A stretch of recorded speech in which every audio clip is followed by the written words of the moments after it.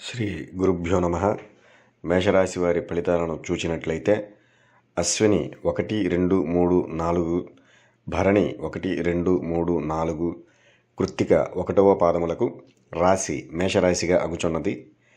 ఈ మేషరాశి వారికి ఆదాయం 11, వ్యయం 5, రాజపూజ్యం 2, అవమానం 4గా ఉన్నది. ఈ రాశిలోని స్త్రీ పురుషులకు భాగ్యాధిపతి వ్యయాధిపతి అయినటువంటి గురుడు మిథున కర్కాటక రాశి స్థాన సంచారం వలన కొంత మనోవిచారమును, బంధు విరోధమును, దారిద్ర్యమును, శరీర పీడ అనగా అనారోగ్యమును, ఉద్యోగ భంగమును, అపకీర్తిని, ధనవ్యయమును, స్థానచలమును కలుగు చేయును. శని భగవానుడు ఈ రాశి వారికి ఈ పరాభవనామ సంవత్సరం అంతా ద్వాదశ స్థానమైన మీనరాశిలో సంచారం వలన ఏలినాటి శనిగా పరిగణించబడుతుంది. జన్మజాతక చక్రంలో శని భగవానుడు మిత్ర, స్వక్షేత్ర, ఉచ్చస్థానాలలో ఉన్నటువంటి జాతకులకు ఏలినాటి శని ప్రభావం తక్కువగా ఉంటుంది.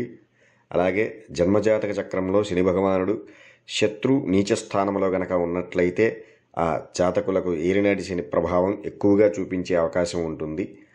మొత్తం మీద శని భగవానుడు ద్వాదశ స్థాన సంచారం వలన మేషరాశి వారికి అపకీర్తిని, మనస్తాపమును, సేవకావృత్తి వలన జీవనమును, భోజన సౌఖ్యము లేకపోవుట, దారిద్ర్యమును, నిత్యము కలహములను, అనారోగ్యము వంటి అశుభ ఫలితములను కలుగజేయును. అంత మాత్రము చేత మేషరాశి వారు భయపడవలసిన అవసరం లేదు. గురుడు సంచారం వలన జూన్ నెల నుండి బాగానే కలిసి వస్తుంది. ప్రతి శనివారము, మంగళవారము రోజున ఆంజనేయ స్వామిని ఆరాధించడం వలన శని భగవానుని తీవ్రతను తగ్గించుకొనవచ్చును. అలాగే రాహువు ఈ సంవత్సరం అనగా పరాభవనామ సంవత్సరం అంతా శుభ ఫలితాలను కలుగజేస్తాడు.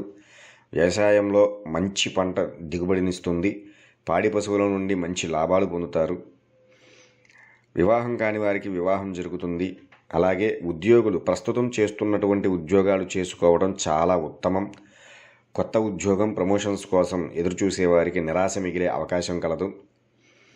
దూర ప్రాంతాలకు బదిలీ అయ్యే అవకాశాలున్నాయి. అధికారులతో ఒత్తిడి పెరుగుతుంది. ఓర్పు సహనంతో ముందుకు సాగవలసి ఉంటుంది. వ్యాపారస్తులకు అనుకున్న లాభాలు రావడం కష్టతరమవుతుంది. నూతన పెట్టుబడులకు ఇది మంచి సమయం కాదనే చెప్పాలి. గృహ నిర్మాణ సంస్థ వారికి బాగానే కలిసి వస్తుంది.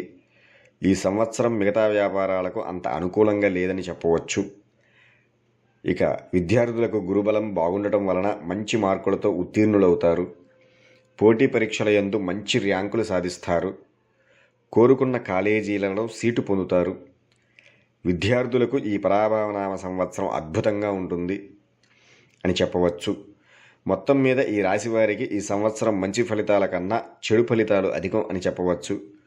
ఈ రాశివారు శని భగవానుని జపము, హోమము, దానములు చేయించుకొనడం ద్వారా ప్రతికూల ఫలితముల తీవ్రతను తగ్గుతుంది.